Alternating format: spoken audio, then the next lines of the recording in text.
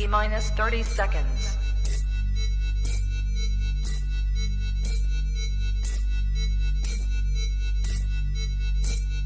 T minus 20 seconds.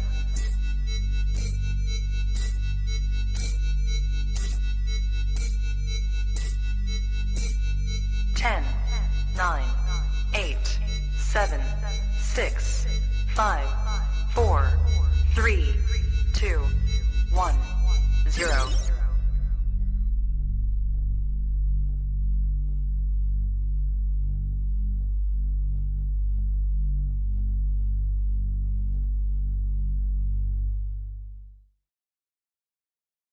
Hey, everybody. Welcome to the Trap Talk Reptile Network, the coolest reptile network in the world. This is episode 26 of All Monitor Talk. I am your host, Jim Black of the SOAR magazine, and with me is Mike Stefani, my partner in crime. How y'all doing? Hey, Beautiful day. Great to see you, Jen. And as always, you're looking terrific. Thank you. So what's going on? Oh, well, let me go off on the spiel a little quick here with USARK. So there's a new proposed, I guess, litigation, and USARK is going to fight hard for this.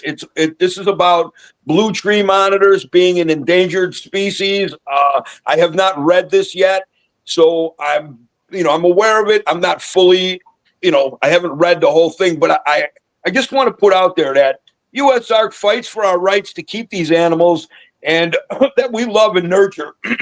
And without a doubt, I will go on my soapbox and I will go on it toe-to-toe with any biologist, herpetologist, doctor, legislator, whatever the case may be, that, by putting bans on these animals and making it to where the private sector can no longer have and keep these animals is a detriment to the animals themselves. And let me explain why real quick. Now, we have a great guest on. Rob Carmichael has been a longtime friend of mine, and I don't want to cut too much into his episode, but this is so important. Uncle Mike will stand on his soapbox with anybody and stating that these animals that are on these endangered species lists that are threatened in the wild, and most of it is due to habitat destruction. So how about we just stop destroying everything that we see? That would be great as number one. And number two, in the right hands, in the private sector, I don't care, around the world, but, I only deal with U.S. people. I know international people all over the place. But conservation through captive propagation is one of the key answers to any endangered species, any threatened species, any species that's in a real demise because of habitat destruction. If you put these animals in the right hands, there will be no endangered species. I know so many great tree monitor breeders here in the United States that are doing, and Canada, all over the world, that are doing great things with tree monitors.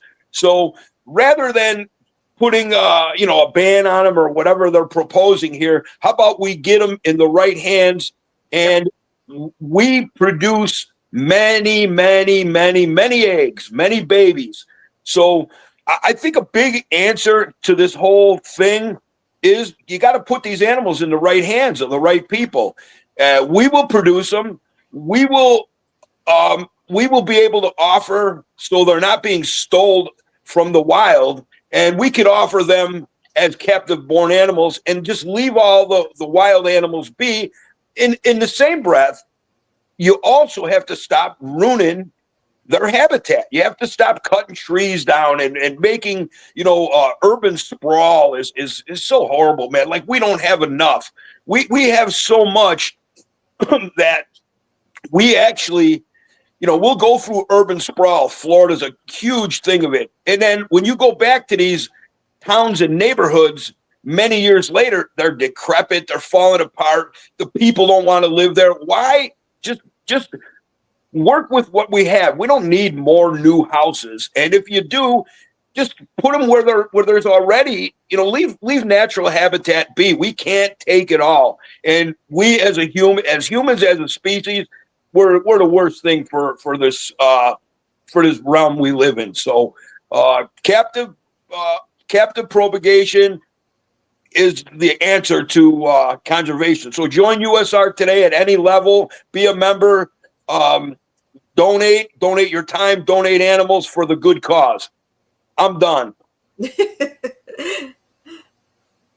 All right, guys, if anybody needs some quail, hit up Blake's Exotic Feeders. He is #1 on the list with quail for your reptile needs. Blake's Exotic Feeders, guys. And today we have none other than Rob Carmichael. Welcome. Thank you. How you doing, friend? Long time no see. Not really, but so going back to like, oh geez, I'm terrible with dates and numbers and stuff. But I can remember in the old kingsnake.com days, this has got to be, mid to late 90s. We used to all beef or whatever you call it on kingsnake.com forum. That's actually how I met you. Mm-hmm. And then you had some croc monitors you needed maybe some help with or whatever. So I had came to the Wildlife Discovery Center in Illinois at the Eloa Farm, and oh my goodness, when I walked in that place, I was blown away. My kids were all small. I believe I had 2 in a stroller. Yeah, and I was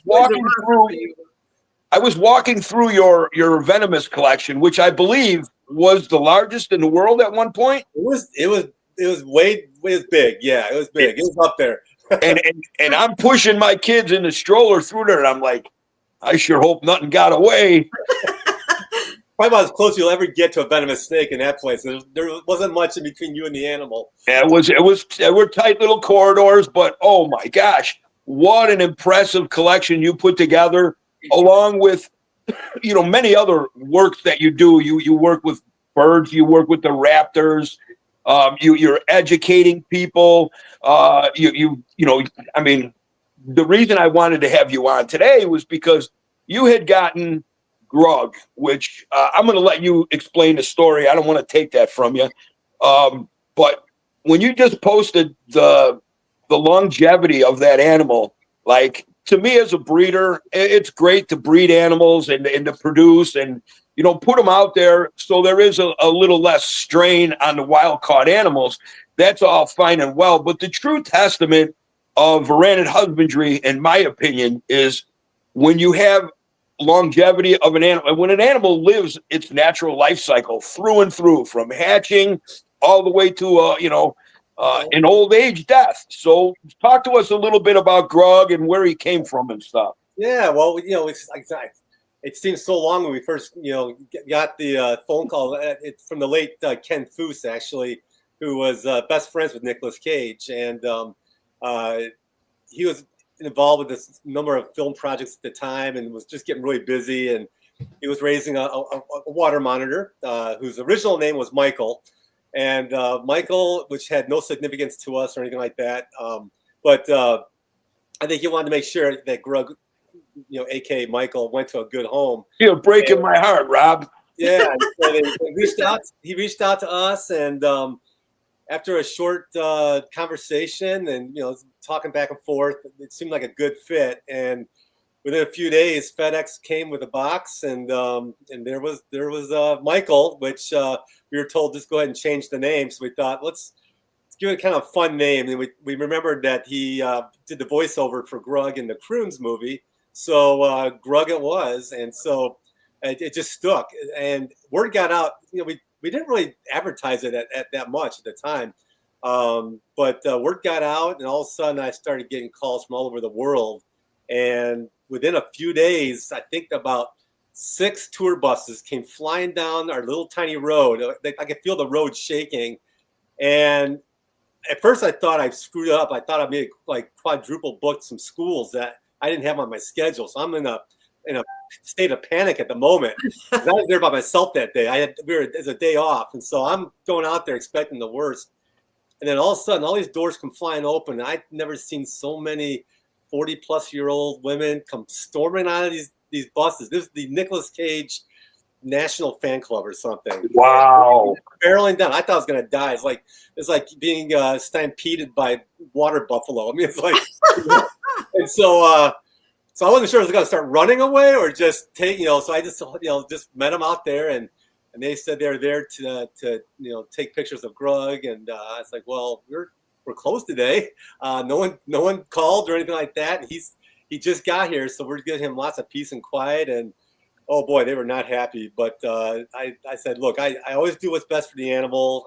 If you guys had called, I would have told you this was not a good day. Maybe in another month or two, but not right away. So they were not happy, but they left. And then the next day, I got a call from Johnny B in Morning, Jonathan Brandmeier, I remember. Radio guy.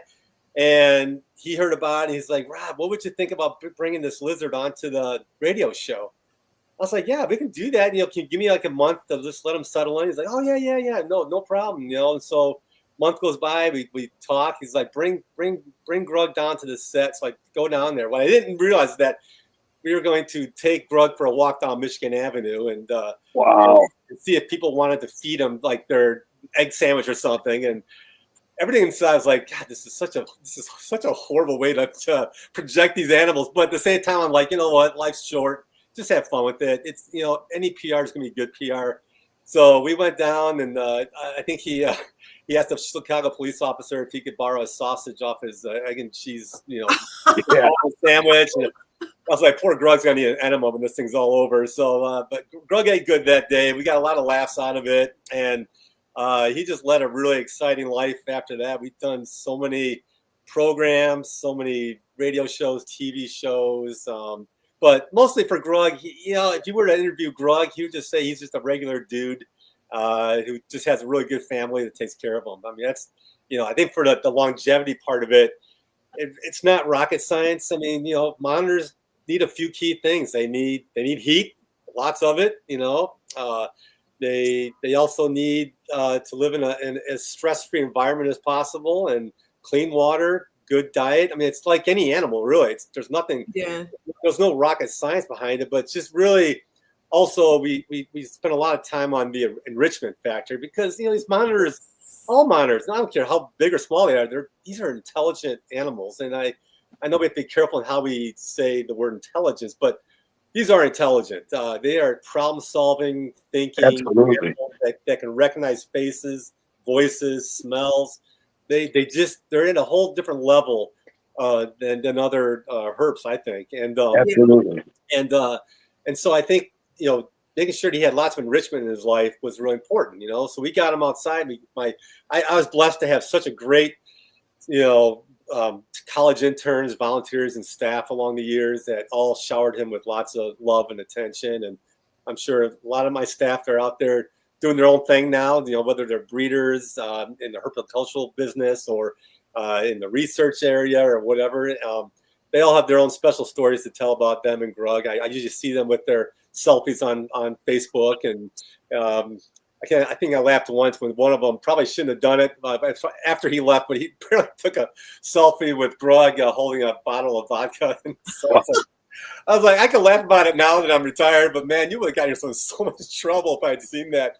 Right. It was all good fun. And so with that being said, and I know you're a very humble man, so I'm going to toot your horn for you. All the years at your Wildlife Discovery Center, educating people, like you said, you've had many young people come in and intern with you and help around. And, a few that come to the top of my mind is Stephen Cush, Alex Meyer, Brooke Elder, and they have gone on to do, fantastic things in this thing that we love. So, and I'm sure I can go on and on about names who you've influenced, me being one of them as well. So thank you for your years and years of dedication to this, this thing that we love. And, so it's been, fantastic knowing you and seeing your stuff and, how amazing your facility was there. That had to be hard to retire and walk away from that. But we all deserve our break, our time in the sun, so to speak. So I know it had to be hard for you to walk away, but what are you doing now, Rob? Yeah. So yeah, it was hard, as I look back, I look at the people that you mentioned, and also like guys like Brian Susan and Mike Nord, and there's a slew of other people that we could talk all day about, but there came a point where it's like, we've done as much as we could with what we had to work with. It was a great run. I have 2 daughters now that both live in Tennessee. My youngest daughter now has 2 children, and my wife, she's your typical Latina mother. I mean, she is. Are you Latina? Okay, I thought you were. Yeah, and so my youngest daughter said, "Mom, would you consider retiring as a public school teacher and come help me out?" Because her husband, Sam Mall, he's a pitcher with the Cincinnati Reds, so he is on the road all the time, living his dream, and he's a great supporter. But she needed help, and my wife's like, "I am there." She announced her resignation immediately, packed her bags. She's like, "Oh yeah, Rob, you got to figure out what you're gonna do, because I'm heading down there like right away." And we're like, "Well, where are we gonna live?" So we bought a house sight unseen by off our cell phones, looking at the realtor and showing us a blank piece of land. But we bought it by faith. We did. God had a place for us, and that was it. And they built it specifically for knowing that we were gonna have some animals there, and both inside and outside. But yeah, when it was my turn to have to retire, it was a little harder. I have to admit, because this was my dream job since I was 4 years old. Always wanted to run a zoo. That's what I've always wanted to do. And this was my baby, and I did it for many, many years, and I tried to do it to the best of my ability. But I knew deep inside that I really did need to retire and come down, be with my grandkids, my daughters, my wife. So I announced that decision to the city a couple of years ago, and they spent a year trying to find someone. But in today's day and age, most younger people, they don't want to put in the kind of time it takes to run a zoo. I mean, you're on call 24/7. Yeah. I probably averaged 80 to 90-hour work weeks for 30 plus years, and I can tell you, I did not complain one time, because for me it was a blessing, to be able to do. I love what I did, but most people today would be calling HR and saying these are unfair work practices. This is unethical. Yeah, exactly. And so they also had to wear many hats too. You had to not only be able to curate a world-class collection of animals, but you also had to go find donors, multi-million-dollar donations. You had to keep them happy. You had to deal with all the politics of a very affluent community, deal with all the permitting, the inspections, marketing, hiring, firing, and mentoring. So there was just a lot of things that went into it. And at the end of the day, the city was just not successful in finding what they thought was the person that could take the Wildlife Discovery Center to the next level. So they brought me in and made the painful decision to let it go. And the community, as you can imagine, was not happy. I mean, this is such a popular attraction, not only for Lake Forest, but for all this Chicagoland area. Absolutely. One of the few places where you can see Komodo dragons and king cobras and other things like that for free. It didn't cost a dime to come. We didn't charge for parking. You just came, you bring your family and spend a day there, and we have beautiful trails to hike and everything else. So that part was really hard, but there was like an inner peace at the same time, knowing that we did everything we could. And now I went to the mayor and said, look, I'm not ready to just let this thing end, even though I'm retiring, but I want to continue. I still got a lot of miles left in me, Lord willing. And so he's like, look, keep your name, keep the brand, keep whatever. Just make sure you have something that on your, webpage or whatever that you have no correlate, no direct ties with the city anymore. I was like, no, that's totally fair. So we did that. Adeline Robinson, she did a new logo for us. So we got. Oh, she's amazing. Yeah, she's awesome, and she also worked for me too. So I mean, talk about legacy. I mean, we've had so many big name people that worked for us. We have a whole family tree of people that you look back going, oh my God, I got people from zoos all around the United States, even around the world. One of our vets who did an externship with us. She's now the chief veterinarian at the London Zoo. I mean, it's just crazy. That's amazing. So that's exactly what this community should be about, like just expanding and paying it forward. Yeah. Well, as a testament to your faith in our Lord and Savior Jesus Christ, man, his hand has been on you for a long time. You've done fantastic things, and not in a selfish way. Like you just said, you've mentored some of the best people that are coming into that are up and comers now. So yeah, you've done fantastic stuff. You should be very proud of what you've done, and to continue on, it's just a new chapter opening for you, and it's going to be, if not, it's going to be better than what you've already achieved to this point. And Uncle Mike will always be there. I'll support you in any way I can. I appreciate that. And I know you, Rob. I know how much you love your animals. You might have a ton of animals, but I know how much you love each and every individual animal. Your raptors, your birds, your owls. You could just see the love when you're showing these animals off. So I was heartbroken when I heard about your long-term animal grug, and I just wanted to, and we've already talked. I want to donate a nice captive born, a beautiful banded Java sulfur water monitor for you guys to have for another 30 years and keep educating people and bringing them into this. That's awesome, man. He'll be a one spoiled little baby, and it's gonna be awesome. I mean, I know that. We were, we knew the writing was on the wall with Grug. I mean, he's been suffering not suffering, but he's an aging guy. Like we all get old. He had all the old. Trust me, I understand. Yeah, arthritis and everything else. And one of the things that we brought him to Tennessee, I didn't mention before, was one of our donors who loved Grug, and she's like, "What can I do?" I was like, "Well, I need to get this special laser machine so we can do laser therapy on Grug, but it's like $4,000 or $5,000. She's like, "I will donate it." So she gave us her. She gave us for us, and so even though Grug's not here anymore, we can still use it for.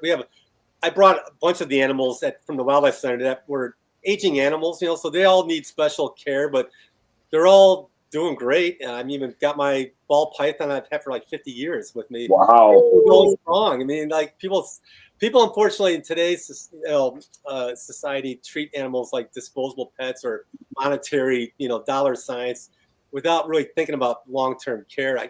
It just sickens me when I see so many ads saying, I'm selling this or I'm getting rid of that.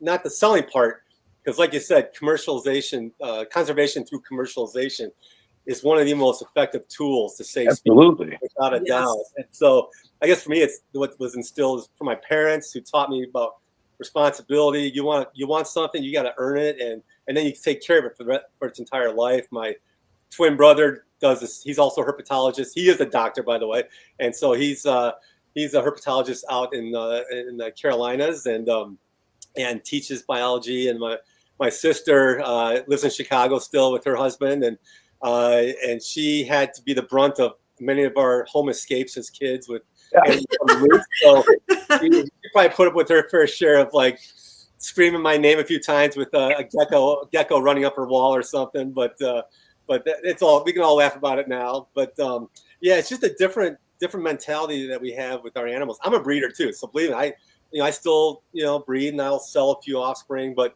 for me, when I sell something, it's with the understanding that, look, you know what, here's what you're in for, and I'm not going to just sell to anyone. I mean, people can't give me a good feel that they're getting an animal they're going to take care of for its entire life. Things happen, I get it. Things will come up, but there's no reason why you can't keep a ball python for its entire life. I mean, you're not talking about an animal that's going to take up half your space. So, but like you said earlier, I'm more impressed with people that give their animals great lives, habitats, longevity, and things like that. And behind me, you'll see racks, the dreaded rack. People hate them, but for certain animals, they do great. I'm not one of those people that gets on my pedestal saying this is wrong, this is wrong. There's many ways to do it right. The main thing is they have to have clean habitats. They got to have the right heat. They got to feel secure. They got to have clean water. You do that, you've already accomplished most of the things that's going to keep the animal long term, and proper diet, obviously. But I also have naturalistic habitats too, and I find pluses and minuses to both of them, really. Right. Yeah, And let me just I interrupt do. 1 second. I have a few people here that we want to say hello to. All right. Chantel from Pacific Rim Serpents. Amy, my girl Amy's Reptile Adventures. Our boy, Brad's Bioactive Builds. My man. And he gave us a super chat. Thank you, so Brad. much, Brad. Love you, kid.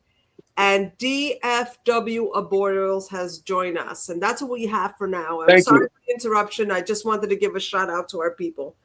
Okay, so Rob, I recently came I had an epiphany. Okay, you know, I'm a breeder. I have a breeder mentality, and I'm not privately funded. I mean, I'm personally funded, and it's expensive. We all know that. And I came to the point where, with my sulfur water monitors, I was, I'm to the limit with my caging and my workload or whatever. So I was offered a crazy deal, but I had no space. So the only way, I'm like a little kid, man. So when I get something new, it's shiny and you like it, So the only way for me to get into this new project was I had to make space. So the space I was going to use to make was my sulfur water monitors. And it broke my heart packing them up, and I bring them to the last Tinley. I put them out on display, and thank you, Jesus. Nobody bid on them because at that point I was still seeing that shiny new thing. Mm-hmm. And when I came home and I opened up the totes with the yellow top, the big black totes, I opened them and I let Kingpin and Bumblebee out back into their enclosures, and they crawled to their spots and they turned around and they looked at me. I mean, like I say, these are intelligent animals. We all know that, but they are on a personal level too. I think they actually learn to love you. I mean, they're you showed them trust and care, and you never do nothing to harm them or scare them. And when I let them out, they went to their spots and they just both looked at me, and I'm looking at them. They're looking at me. We're eye to eye. And man, I can almost feel them saying, dude, what was that? Why did we have to go through 3 days of that? What? And that's when I said, I can't do it. I just can't do it. Because like you said, these animals are so intelligent that they recognize faces and stuff. And when I was looking at them, and I can only imagine how that would have been if somebody had bought them and they opened up the boxes and they didn't see me. Mm-hmm. You know what I mean? I mean, maybe I'm wrong. I don't think so. No. I don't think so either. But after that, I was like, why did I even think that? And it just blows my mind. But yeah, you fall in love with these animals, and they're intelligent enough to where when they look back at you, there's no blank stare there. They're actually thinking, and mm-hmm.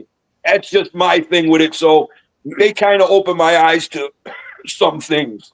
Yeah, no, absolutely. I've been in the same place where I had opportunities to bring in some new animals. Those sexy animals that I've been always coveting, and that would require me to get rid of some old animals I've had forever that are just kind of taking up space. And I thought, you know what, I took the responsibility to take these animals, and I'm not going to just sell them, dish them off, or whatever to get something new that I'll probably get bored of or whatever.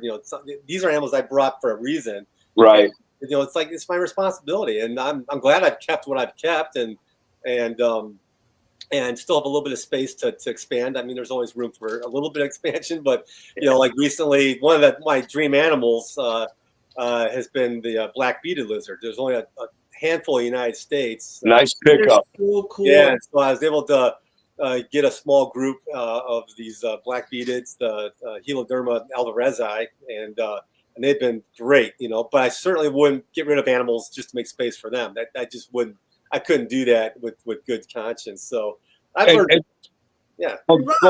Rob, like people who actually go to the to your facility and stuff, like I'm always curious because I know from my perspective, I have 2 Asian water monitors, and I always get that apprehension at first. They're big animals. They can be very intimidating, but then you can actually see people like connect. Yeah. You know, how is it when you see a person that goes to your facility and they're looking at everything and then they come face to face with a monitor? Yeah. It's that dynamic. It's one of the coolest things, actually, because we, you know, Grug especially, Grug was just, I mean, he never has hissed at anything in his life. I mean, he was such a gentle giant of a boy. You know, he was just, he was one of those guys, I mean, we would literally open up his exhibit. One of us would be inside there, and we'd have little kids come up and go into his cage and pet him. We'd have some people want to put swim trunks on. He had about a 15-foot pool. So they put their swim trunks, they go swimming with them. You know, it's like, it was kind of free for all, but you know, it's like Grug really enjoyed it. Like if someone went to his pool, he'd go right in and swim with that person. And he was just, you could tell he literally loved that kind of attention. And absolutely, you know, they're not just enrichment. That's a form of enrichment. Oh, it's a huge form of enrichment. When we first got Grug, because he never really swam before, I don't think he was given a big water area. I thought he was going to drown. I mean, we put him in the pool and he turned upside down and he was flailing away, and he got so freaked out by the water, he didn't touch it for about 5 or 6 months. He wouldn't go near it. And I thought, dude, man, you are a water monitor. So I literally I put little children's floaties on every limb, and I'd set him in there, and he thrashed a little bit. Then he realized, okay, I'm right side up, and he would just sit there and just float for hours. And eventually, I had to start taking less air out of the these floaties till he got to the point where he remembered how to swim or something. Right. Yeah. And he went and leave the pool after that. Well, you know, I think a lot of people make a mistake with their water monitors. I mean, that moniker, water monitor. Sure, they do a lot in the water. They love the water. They're capable swimmers. What I see a lot of people make these mistakes is they'll get these big, you know, whatever, 100-gallon horse troughs, and they fill them up, and that's great. However, you, as we all know, our water monitors not only like to swim and they dive and they do all kinds of great things, but they also like to wallow. So to have a shelf or something in there for them where they can actually just relax and be underwater with their head at the surface, you know, and they're not just constantly swimming, or they have their head like an alligator in deep water. So they need a spot to wallow, and you know, that is something that they truly enjoy, is just to sit in the water and wallow. I think it's a form of security too, right? Like they feel like no one can see them under the water. Right. And that's what we did with Grug. We built a ramp in there so that he could just sort of be in just barely enough water to cover his body, you know, and that was his favorite spot. And eventually, when we were lucky enough to bring some Komodos to our facility, we did the same thing. We got some big troughs and just filled just enough water they could go in. They just like to lay down and chill out in the water without just trouble. Yeah. So I like to do that.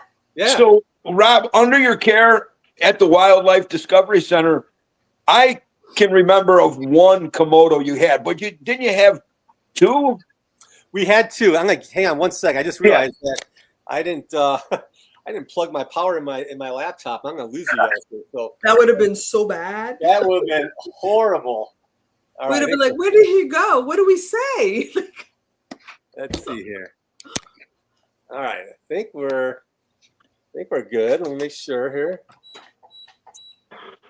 You know what? I got to do the same thing, Rob. Look at me and you. We're both technical idiots. Hang on a second. I'm gonna text my wife real quick because this cord doesn't seem to be working. But give me 1 second here. Yeah, take your time. That is so cool that you talked about the floaties, because I have a monitor that's special needs. He has neurological issues, so he can't swim. He can't really swim like a normal monitor can. Right. So I can't put him in deep water. He's always in a very small. It can't be too big either. He'll freak out. It's a very, very small cat litter bin. Yeah. And it's filled. And I have in my apartment is a shower stall. So I fill that up, which is still kind of like shallow. Yeah. But I have a Mr. Turtle pool, a kiddie pool. And when it's warm out, I take them outside, and I have a black dragon who swims normally. And with him, I put the little floaties. Oh, yeah. And it's hilarious because I have friends come over and be like, I need a power. that's not a human kid. Like, what are you My wife, doing? by the way. Hi, how are Hi, you? how are you? Nice to see you, Doctor. On the 20%. Excuse me? Nice to see you, Dr. Tony. Thank you. So nice to see you guys too. Absolutely. Yeah. Oh, hey, one more thing, Tony. Yeah. Oh, I know you like my hat. This is I my do. It's awesome. I'm embracing my Beth Dutton look. Well, now you're in Tennessee. You probably got some Tennessee walking horses coming, and Yeah, she's embracing it. She's embracing it. good job. Yeah, Good. we need power.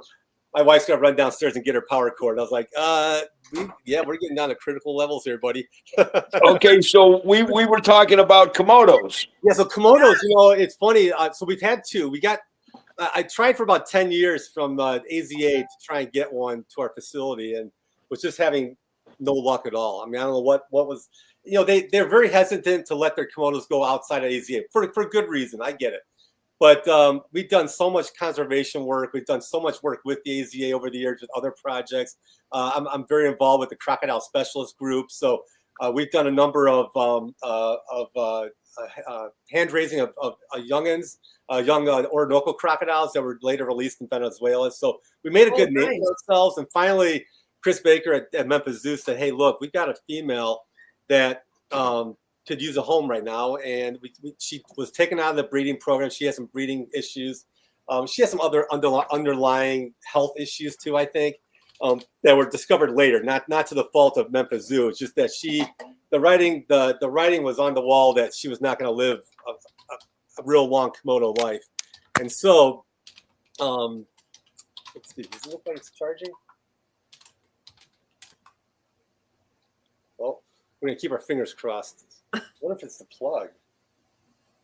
But my wife's a tech person, so if anyone can figure it out. Oh, here we go. We're golden. Thank you. I was about to make a statement. Yeah. You know, technical difficulties. Yeah, right. Yeah, you wouldn't have to.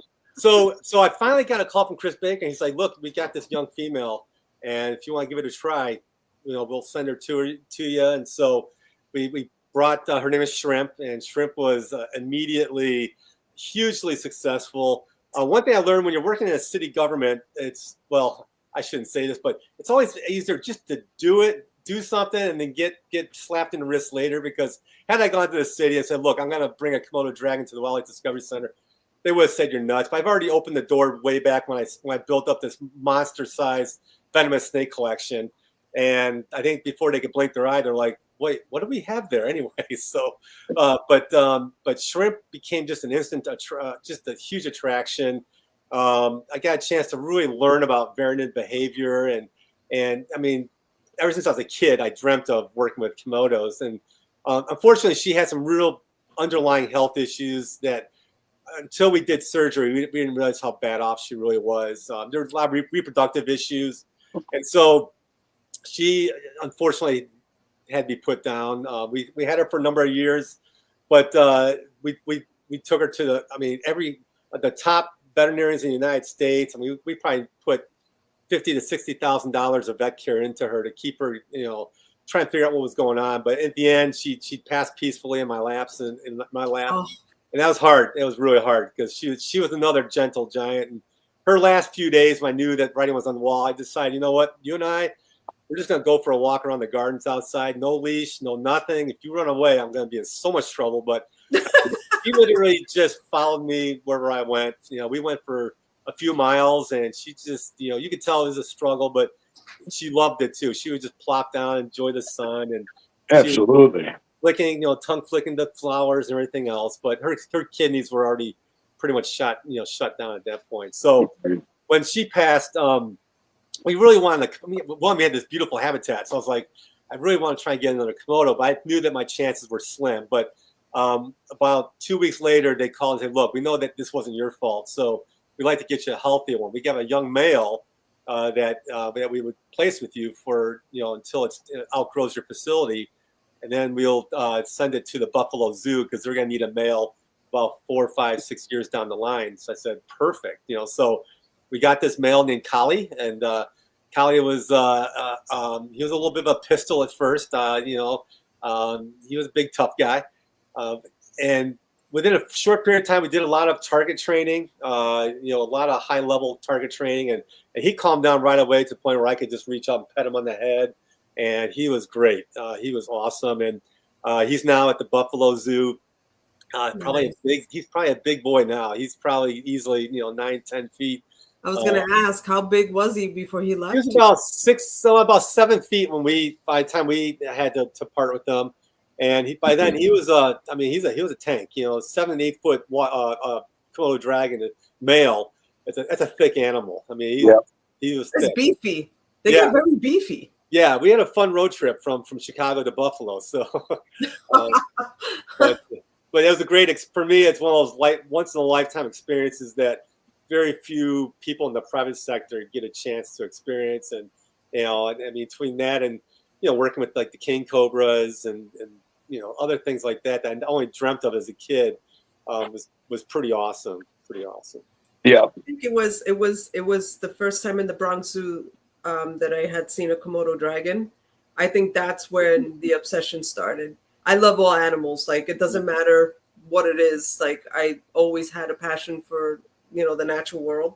Yeah. And even like when you said before about being responsible and doing right by that animal, my passion for animals in general started when I was a little kid.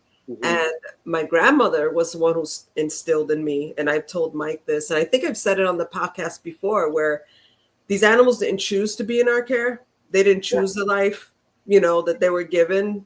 They were kind of just thrown in it. Mm-hmm. So my grandmother always said, if you're going to keep this, you're going to do whatever it takes to give it what it needs, not what you want, what it needs. Right. And it was so funny because it's like I always used to write, letters to Santa asking for a Komodo dragon. And I never understood why I never got one. Never. But again, as I grew up, I understood why and things like that. But I think, I think that's like the pinnacle when it comes to varanids, Mike, right? Like, if you think of, you've bred, you've kept, you've got, the Kumingai, you've got your Tojis, you got all these, but it's like the king, so to speak, of varanids would be the Komodo. So that is so cool that you had those experiences, because most people, unless you're in the professional like industry and things like that, you don't come that close. Right. Yeah. I honestly thought that would never happen. I mean, I didn't even think it was like a dream of mine. It wasn't until about 15 years ago I thought, I never really tried. I'm praying to God. I was like, God, what do you want me to do? And he's like, dude, just go for it. And so I just became the biggest pest on the face of the planet with ACA. But I got to know the SSP coordinator really well, and we did a number of Komodo dragon festivals where all the money raised from that festival went right back into Komodo dragon conservation. I'm like going, dude, I don't know what else I can do to show you guys that we're committed to this thing. And again, when we finally got the phone call from the Memphis Zoo, I thought, great. But what the hard part was, they only gave me a week to build we weren't planning on having a Komodo at that point. So we had to move out some cages. We had to build this Komodo dragon habitat in less than a week. And we had this little short Russian carpenter. I don't know if he's even licensed, but he was well recommended. And he's swearing at me in Russian or something. And I was like, can you do it? He's like, yeah, I can do it.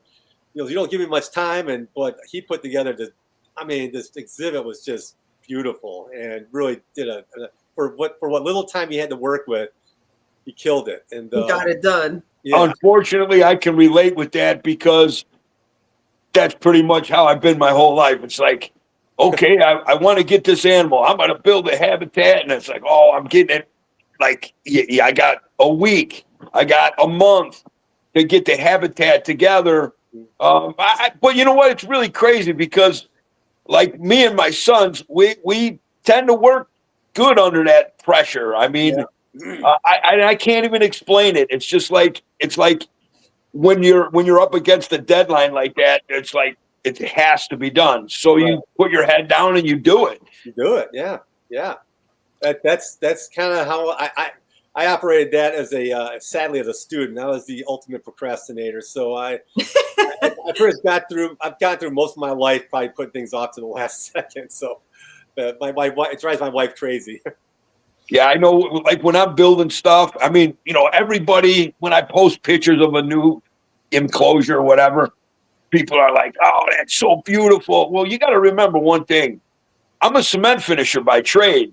So like a hammer and duct tape, these are like my main tools. So, people are like, "It's so beautiful." And I said, "Hey, listen, do you know any trim carpenters?" "Oh, yeah." I said, "Well, when you come here, bring a trim carpenter. And you're going to watch that guy ream me out because, I mean, some things don't line up. But in the end, with all the plants and the fanciness, you don't even notice my stupid carpentry errors, but it works. I know. Yours look pretty nice. You could do a video on doing that, I think. So I think right? Well, and also, guys, Rich Crowley has joined us. Hey, Rich. Hey, Rich. And World of Wilcox, and he also gave us a super chat. Thank you, Wilcox. Thank you very much, Jeremy. For those of you, I'm sure everybody knows, whenever we get super chats, YouTube gets their cut, but the rest, every penny goes to US ARC, who fights diligently to help us keep our rights, to keep our exotics, not only reptiles, but So something. Thank you, Jen. No problem. Something I'd like to get into a little bit with you, Rob. And if I'm stepping out of line here, just change the subject or whatever you got to do. With the new proposal with the blue tree monitors, McRae, me being a private guy my whole life. And I don't really know anything about zoos. I mean, I understand them somewhat now, but like in Europe, and I might be wrong on this too, like in Europe, it seems that academia, the zoo sector, and the private sector, they kind of all work together. Is that true? I'd say Europe is way ahead of the United States. The United States, I agree with that. It really bothers me that here in the States, I mean, I think the private sector, I think we've really made our bones. I mean, we produce a lot of animals, and for like, I don't even know if it's the right statement, AZA or the zoos, like, don't want to be in cahoots or whatever with the private sector. However, I think that, things are changing a little bit. I do some work with like Sprackland and some other people, which, in the past wasn't as welcoming as it's becoming. But even in the zoo sectors, like, I mean, some of the stuff that we do in the private sector for the conservation of these, animals, I just don't understand why, I don't know, maybe we're not, but I feel that we're frowned on as far as the zoos go, that the higher ups in the zoos or whatever. Maybe that's just a lack of communication. I mean, there are those. I think the issue is that a lot of zoos know that the private sector runs circles around zoos in terms of what they've been able to breed. And I think the biggest challenges or issues that the AZA has is it's not at the keeper level. I mean, or curatorial level even. I mean, you got guys like Dennis McNamara, who's a he's a snake guy, but he's a private breeder, and he breeds and sells and all that stuff. He gets it, and there's a lot of people like that. But at the real high levels of AZA, the high administrative levels, there's a sense of arrogance that they do things better than anyone else, and that's simply not true. I mean, I've been on both sides of the aisle, and I've worked at AZA. I've run a zoo that was not AZA. We thought about going to AZA for many years, but the one thing I didn't like is I didn't need a panel of people to come in to tell me what I'm doing right or wrong when I already know what I'm doing. And we have our own inspections from Fish and Wildlife and Department of Agriculture and all that stuff. I don't need a panel of 6 people to say this or that or whatever. And the amount of money that they make from accreditation is just ridiculous. So I thought, you know what, I can't I can't, in good conscience, be part of that. I'm still an AZA member. I have a professional membership to keep my connections, my networks, which has boded well for me.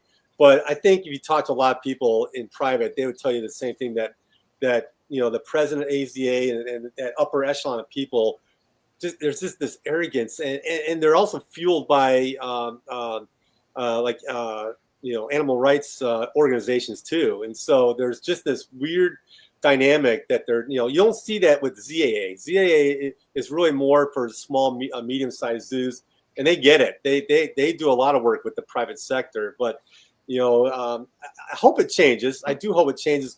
When you look at, like, for example, these black beetles I have, there's only, I think, 2 in the stud book in North America. That's crazy. When you got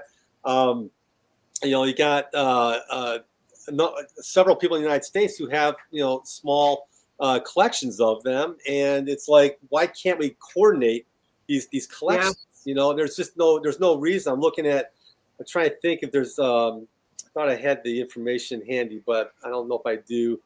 I don't at the moment, but I'm pretty sure there's only 2 in the stud book, and in private sector there's probably at least 20 United States, and so why can't we coordinate these things? Why can't we trade, do molecular studies to figure out what each person has? And I do think sometimes some of the private sectors at fault too, because there's a lack of willingness to do proper quarantine protocols, so you don't always know how things are being kept. There's kind of that lack of control, so I can understand AZA's concerns, but I think there's got to be more of a willingness to come together and say, look, that's your concern, and let's address it. That's absolutely. How would we ever advance in record keeping, quarantine protocols?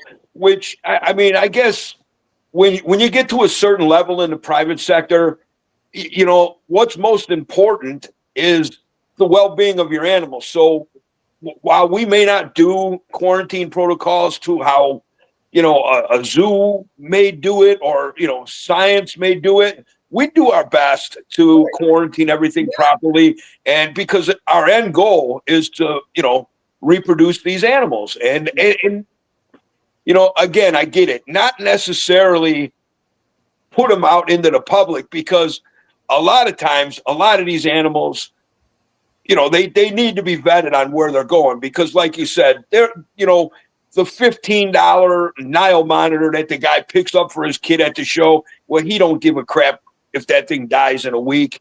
And there's also people with money who will spend $2,500 on a baby Mertens, and that's pocket change to these people. But we don't want that for our animals. We want them to have a good life, good long life, with proper care and diet, heat, light, you know what I'm saying. So the typical husbandry needs that we know. That's why I think if you vet the private sector, like, I'm not playing games here, and I'm not trying to toot my own horn, but I'm not playing games here with my animals, and I feel that, and I don't want to be arrogant, and I'm not trying to be, but I do think if there were certain species that I could put here in my basement, that I would most likely be able to breed and reproduce, and generation after generation. And after all, isn't this about our animals, especially endangered and threatened animals? I think that should be the main focus for academia, zoo sector, and private people, is to the continuation of these species. Well, I agree. I think that there's enough of a community of real serious and dedicated hobbyists that there's no reason why we couldn't have a stud book program where, it would have to be a very structured program. And, I think of guys like, like Matt Most at Sarpamitra. Matt also worked for me and did his master's thesis studying our wild garter snakes. And you want to talk about a guy that runs a top-notch operation, it's Matt. He's the kind of guy I think of when, or Brian Susan with his monitors, like you, Mike. And, I think of like people that are real serious and dedicated to what they're doing. and they've kept really good information on if there is any locality information, and just real good records, and Rich probably, who's on here right now. I mean, I know he's meticulous with his records, and I just think that there's no reason why we can't have a Studbook Initiative, and maybe that gives us a way to sort of bridge that gap with AZA and say, look, there is a group of people that are really truly dedicated to conservation of these animals and their habitat, obviously. Excuse me, but it's not an easy nut to crack, that's for sure. Yeah, I'm hoping soon that bridge could be gapped at the same time, because I mean, like you said, a stud book on public record, people could reach out to each other. They'd be like, "Oh, hey, Mike, you got some togies? Like, that's exactly it. Need this. They need a male. They need a female. They need this. Can we work something out?" Like, it's just and along with all of that stud book, and man, people do what people do, and I'm not a genetic guy. I don't, I'm not particularly interested in albinos and cookie cutter cream, upside down pineapple cake, ball pythons or whatever. And I'm only cracking on the ball python guys, but thank God for them. They bring most of these hobbyists into this. But when I start seeing, Rob, going way back in the day, crossing localities was taboo. And when I see that becoming more of like an unthinkable norm, it gets my blood boiling, because it's not that hard to keep things locale specific. And it's not that hard. However, when you throw these genetic anomalies in, that's when everything starts changing. And then I believe that it's no longer the love of the animal. It's like, hey, what can I produce? What can I, make? And I don't like saying that make, because we don't make anything. We barely make sense. I mean, these animals are the pros. We put them together. We do our best with them, and they reproduce. It's not us. It's just, so there's that rant. But when I see the genetic stuff coming into the monitor world, I think that's just a really slippery slope to be walking on. I would much rather see a focus on localities and maintaining pure localities, so versus trying to accentuate certain patterns, colors, whatever, by crossing and everything else. And I'm not saying that's a bad thing, because at the end of the day, most of these animals will never go back to the wild. But I think on one hand, it's pretty mind-blowing what modern day herpetoculture has become. On the other hand, I feel like we've gotten so far away from what, for me personally, made this such a amazing field to be in. When I was a kid, going to the library and learning about not only about the animal, about where it came from, the habitat, the geographic area, what animals does it interact with, more about the natural history. And I remember when I first read Carl Kauffeld's book, Snakes, Keeper and the Kept. That book just changed my whole way of thinking, and it's sad that we've had to make things so complicated in today's world, when sometimes simple can be better, but there's no easy answers to any of these situations, because a lot of it has to do with power, control, and money. And money. It's hard to fight that. And, when every breeder is trying to make themselves a little bit different and breeding the next new, what'd you say, upside down pineapple cake, whatever. Spot nose, orange belly. That's funny. They say spot nose, orange belly. I look at the snake. I'm like, there's no spot on his nose, and his belly is white. For me, a ball python's a ball python. I don't care what color it is. It's a ball python. It's still egregious, but at the same time, just like you said, Rob, I honestly believe, because Mike and I have said this countless of times about how idiotic humans can be, but I think it's the simplicity that we just don't get. Right. I think at the end of the day, it's this can be maybe a simple task of just joining forces and starting. Let's just start it. But so many people are just running around like chickens without a head with the whole concept of, where can I make money? Oh, let me just try to breed these two animals and see what I get. Right. Well, You know, genetically speaking, we're at the point in this industry that we can pull out the genetics of the animal and say, okay, this animal's bloodline is pure, the DNA is perfect. All right, we can see what zoo needs this to breed, to start a whole breeding program to assist this endangered species. Yeah. That is a possibility now. Yeah. We do have the technology for that now. Yeah. But I think it's the mind. Again, that whole concept is like people are just not trying to simplify the process and focus. No one's saying, like you said, no one's saying, you know what? No one's saying you can't, you know, breed and get a chicken-bellied, orange-faced, black-eyed, peed morph of this or whatever. No one's saying you can't do that.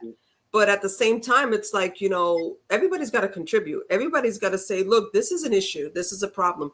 This is there. We can't stop habitat loss. We can't. Yeah. That is something that's worldwide. Continue. I believe we can. Animals out of the wild so that they can be sold for $15 at an expo, whatever. Let's do this. Let's try to assist these endangered species with these incredible breeders that we have that are breeding ethically, that are doing it for the species. And let's press forward with that and then move on from there. Move on to bigger and other projects. Yeah, absolutely. Absolutely. So Rob, we're an hour in now, and I'm not trying to wrap you up. No time for us, huh? We're good. But before things get too long here, can you put us out there for our viewers and our listeners? Where are you at now with the Wildlife Discovery Center? How can people find you on social medias and even in real life? Yeah, so you know we're not open to the public. You know, we work as a we one of the things we decided moving down here, especially my wife, because she sacrificed an awful lot over the years with the crazy hours I had. But we were just going to operate on an outreach basis. We go to a lot of the area schools in the Mid-South, the Memphis region. We also do many YMCA camps. So I get a chance to go to the inner city camps and really expose these children to things they'd never see. And people oftentimes say, well, it's just a ball python. You show a ball python to these inner city kids, it's like a whole new world is opened up. Yep. So we have a Facebook page, the Wildlife Discovery Center. You can find us there. We also have a website, the wildlifediscoverycenter.org. And we actually just started not too long ago a 501c3 for people to donate to help us to continue offering educational programs. That's still a work in progress, so we're still working out a better mechanism for donations. So that's still kind of in flux right now, but we're getting there. We got all, we've been able to get a number of nice donations from some of our old donors back in Chicago, which is awesome, which is really awesome. That's great. And that's kind of our best way to stay in touch with as far as those things go. And I'm happy to talk anytime with people if they have questions about not just programs, but they have questions about their animals. We've already done quite a few rescues here in Tennessee. Down here it's kind of cool because rescues oftentimes means cottonmouth and copperheads on people's property, which I never got back in Chicago. So yeah, this is kind of nice. Yeah. So, oh gosh, there's so much I can ask you, Rob. We spend a whole day, yeah. So much. So with the stud book that we were talking about here. So recently, I've had some success. I mean, this story goes back to like '98. So I've seen this picture in a book. It was a threat display, the head of a lizard, of a monitor lizard. And it was a threat display. Throat fully blown out, neck arched, diamond shaped, a black animal with white rings around its nose and white all on its throat. Zebra striping on the throat. Beautiful animal. And I just, I talked to my good buddy John Adragna, and he goes, Mike, you'll never see that animal. And I'm like, oh, okay. So it was out of my head. Long story short, John had imported some. I wound up getting them I have 3 captive, world first captive produced here. And I'm not trying to toot my own horn with that. That's great and all. But in the process of doing that, I also learned of not only these Varanus togienus from the Togian Islands, that on mainland Sulawesi was another, and I throw up the air quotes because I don't believe they're water monitors at all. They're more of a forest type. But, that's what us stupid humans, we put labels on everything. So I had gotten this other Sulawesi togianus, and I got it. And it's nothing like the Togian Island form. They're big, they're bulky, they're heavy.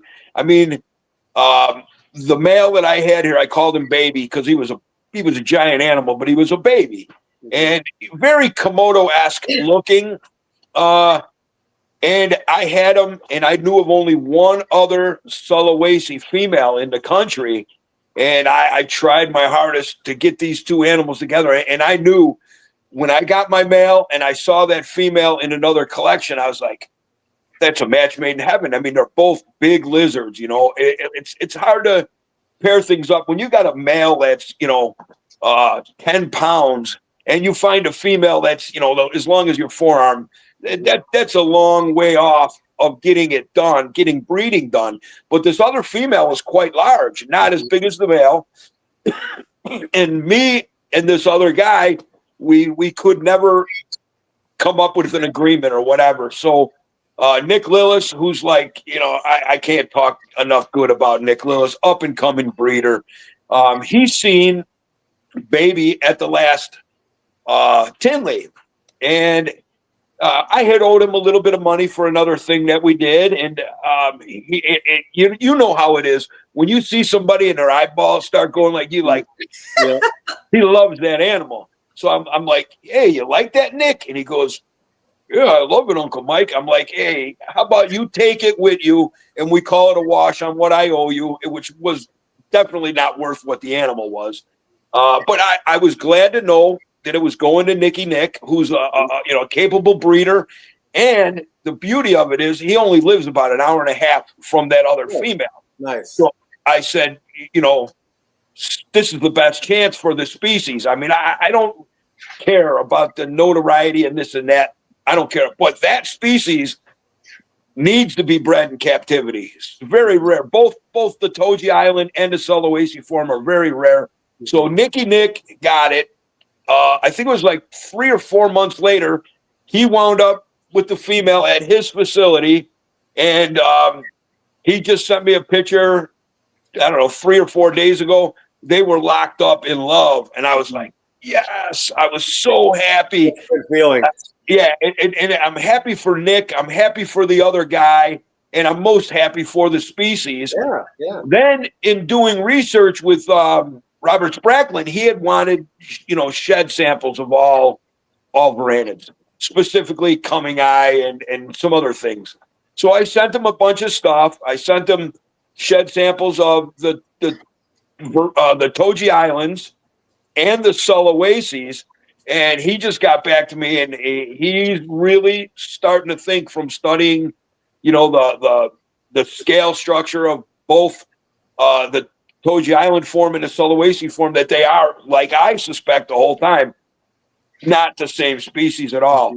So, man, it not only is that going to be reproduced in captivity, but we're learning so much from shed samples. I couldn't be happier for the animals. It's a beautiful thing. That's awesome. So, I don't mean to toot my own horn, but no, that's a great story. It is good. Awesome. I didn't know that's how Nicky got them. Well, a lot of Jen, a lot of times in this reptile stuff, especially in the varanid world, you can't let your plans be known, because unfortunately there's a lot of people out there who like to throw the monkey wrench in the engine, so to speak. So if you go about behind the scenes and you work out your plans, God willing, they work out, and this worked out really well. So I couldn't be happier for the species, for Nick Lillis, the other guy who owns the female, and let's see what happens. It's great.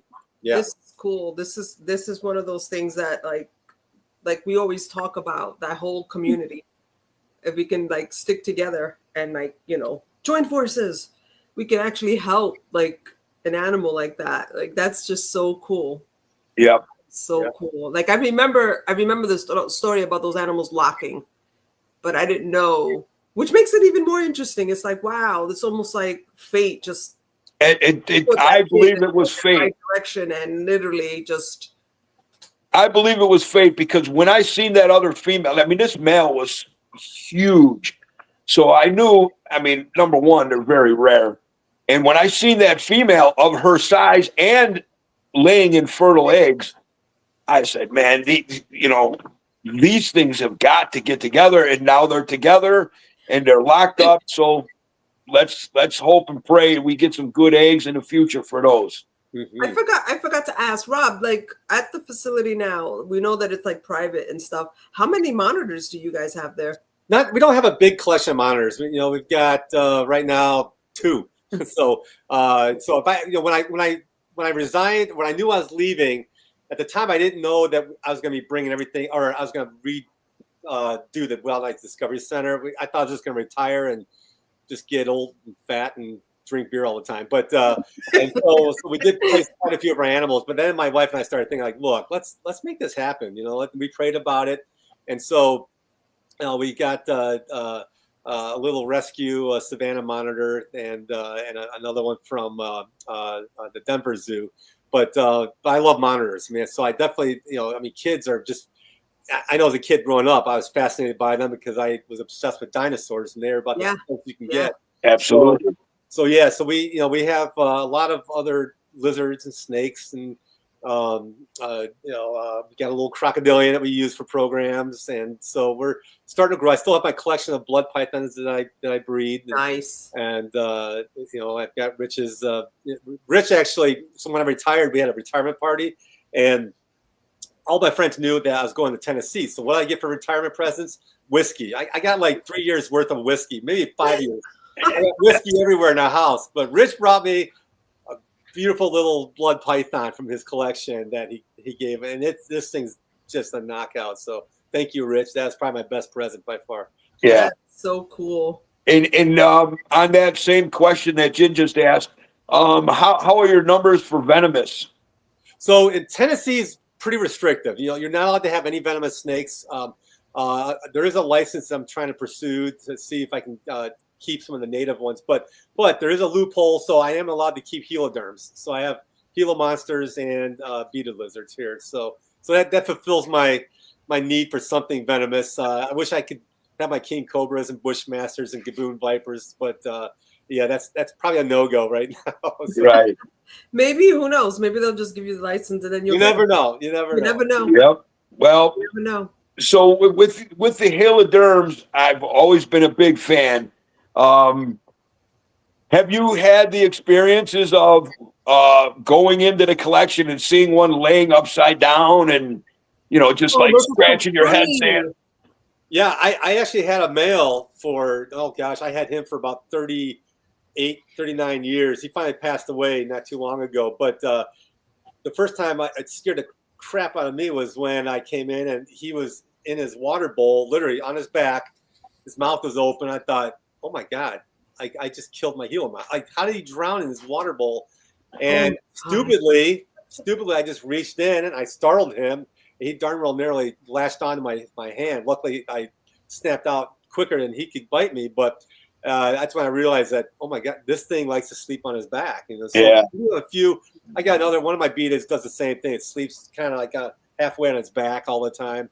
So yeah, they're derpy lizards. They're just whenever I want to laugh and just need a smile, I just look at them because they're just so derpy. They are derpy. They are. They're amazing to watch. But yeah, I agree. They are very derpy. Yeah. Well, that group that you just put together are just beautiful, fantastic animals. I love seeing the videos where their heads are sticking out of the holes they're hiding, their tongues are going. Such a smart animal. We start talking about like collaborating, like Steve Angeli. He's the man when it comes to beaded lizards. Absolutely. And if I called this AZA Zoo and try and get as much information that he gave me, I would never go anywhere. But Steve was so open to tell me everything I needed to do to increase our chances for success. This is not a normal beetle. They have to be kept a little bit differently. And he was so open to giving me all the information. And it's just, that's the kind of stuff that I can see as collaboration.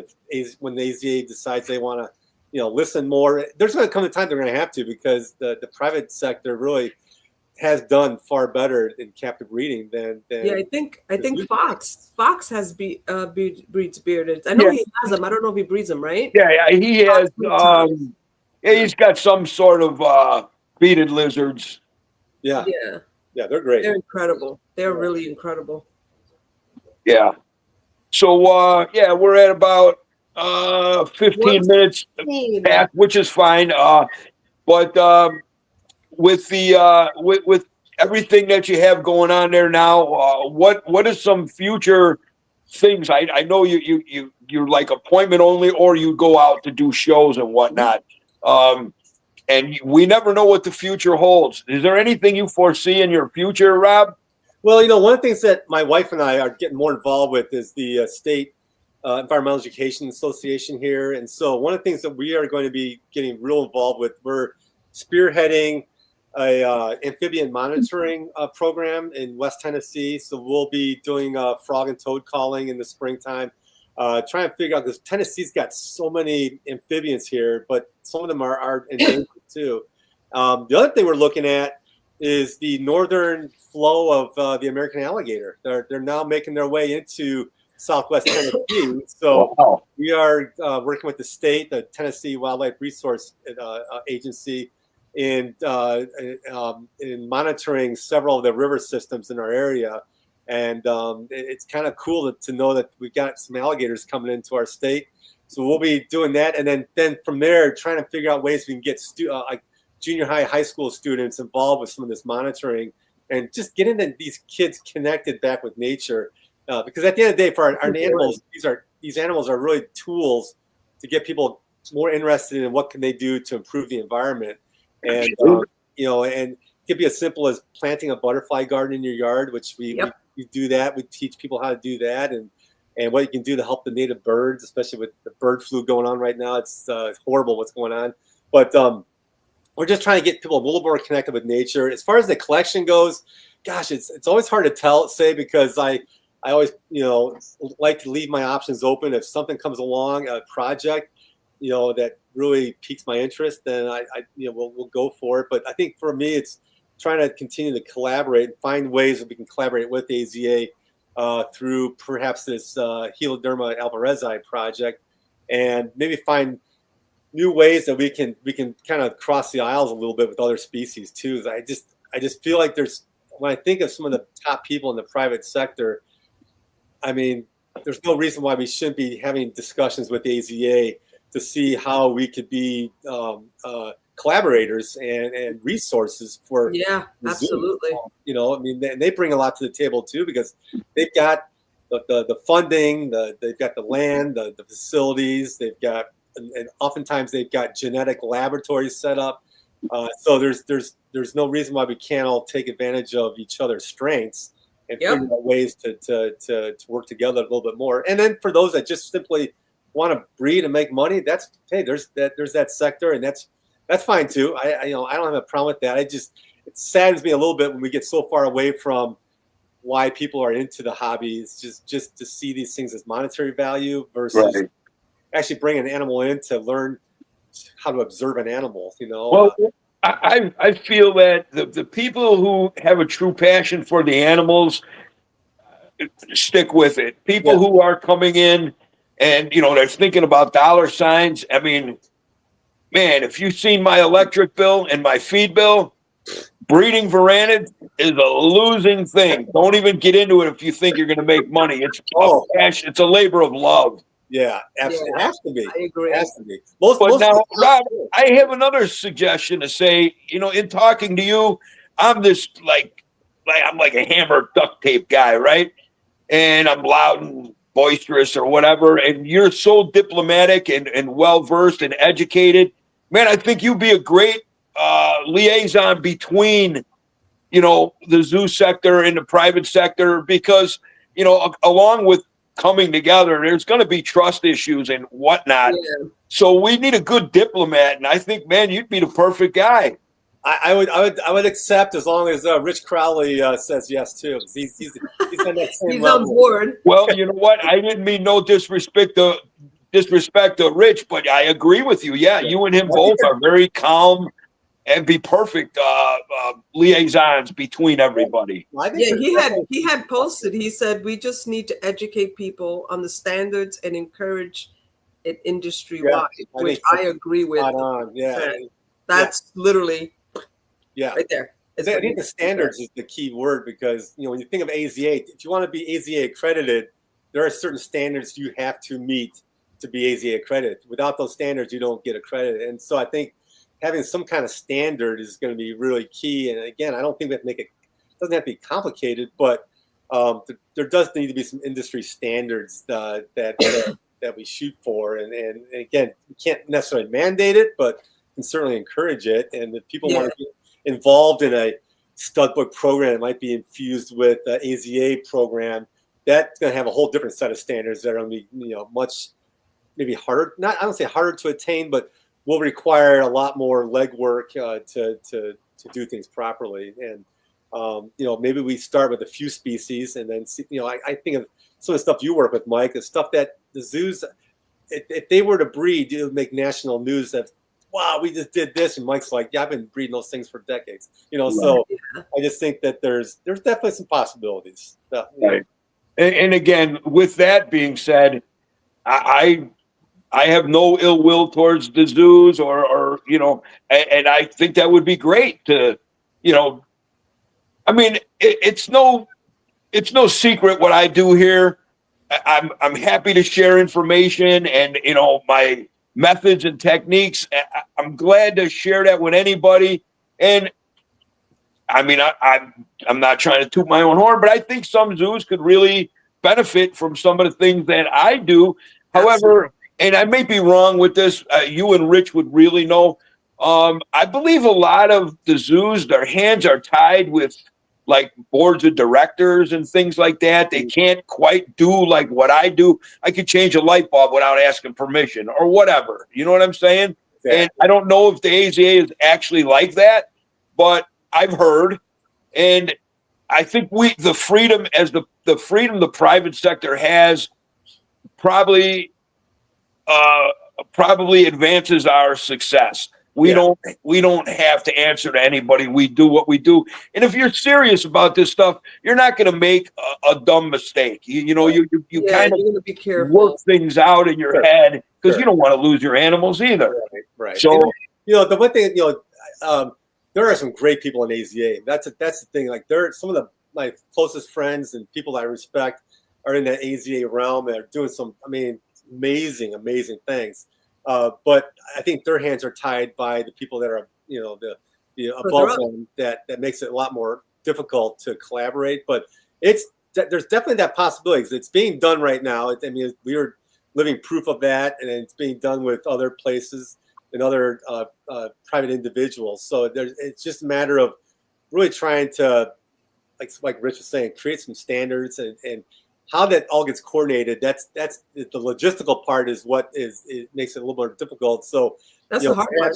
Perhaps reaching out to AZA to find out what species would they like to see from the private sector in terms of working with, exchanging information, and maybe starting small and then work from there. Create sort of a model for success versus trying to take on too much all at one time. But who knows? A discussion for another day, I'm sure.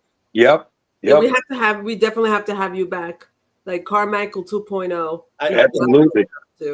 And with all due respect, next time maybe we could have Dr. Tony sitting in too, so we got something to look at. You know what I mean? I'll just step aside. She could talk forever. Yeah. But hey, Rob, thank you so much for coming on. I'm very grateful that you decided to come on. And as a mentor in this stuff, and in life and in life in general, knowing that, you're a strong Christian, and as I am, I love that about you. And thank you for coming on. And I got my grandkid coming in. Oh my goodness. Oh, wow. Come here. Hurry up. Oh boy, it's gonna get really crazy now. What's up, buddy? Oh, All right. All right, he just made his first podcast, and that's hi. Hey, Hey, how are you, kids? How you guys doing? Beautiful, beautiful family. yes. Awesome. He just waved. Good job, Thank you for Scott. joining us. So there, make this, put this on record, Jen. The future Carmichael dynasty was on our podcast first. Yes. Exactly. We showcase the legacy right here You did it. Absolutely. on All Monitor Talk, on the Trap Talk. There we Reptile go. Network. Someday when he has his own podcast, he'll be like, my first one was here. Yeah, absolutely. So again, Rob, thank you so much for coming on. We will definitely do a 2.0. God bless you. Continued success on your new venture. Hey. And I know it's going to be huge. And thank you for coming on. Jen? Thank you so much, Rob. And before we go, Dan Nardini, you came in late. We love you. Thank you for joining us. Thank you, Dan. Everybody, thank you for joining us this Saturday afternoon on All Monitor Talk on the Trap Talk Reptile Network, the coolest reptile network in the world. Everybody, enjoy the rest of your weekend. Not next weekend, but the weekend after. Catch us again on the Trap Talk Reptile Network. And Jen, well, before we go, that next episode is something that you've put together. And I mean, I'm a corny guy. It's like the Friends episode, correct? I mean, we're having a roundtable Friends. And thank you, Catherine Brown. She was the one that suggested it, actually. She collaborated, messaged me, and I'm like, oh my God, I got to tell Mike about this. yeah. Details are coming. So, guys, you're not going to want to miss this. And First All Monitor Talk Roundtable Friends episode. And for 2025, me and Jen have some big things coming up. We've actually, I don't know, you know, we love the hobbyists and breeders, and we talk to everybody. We do a lot of talk about diets and health. So I was like, man, we here's me barking like I know something. We have a couple of doctors coming on, doctors in veterinarian medicine and doctors in herpetology and taxonomy research. So we got some big things coming up in 2025. So thank you again for all you people who support us and watch. From Jen and me, God bless you all. We're out. Thank you, and Happy New Year, everybody. See you on the tail end of on the new year. So enjoy. Thanks again, Bye, Rob. everybody. See you guys.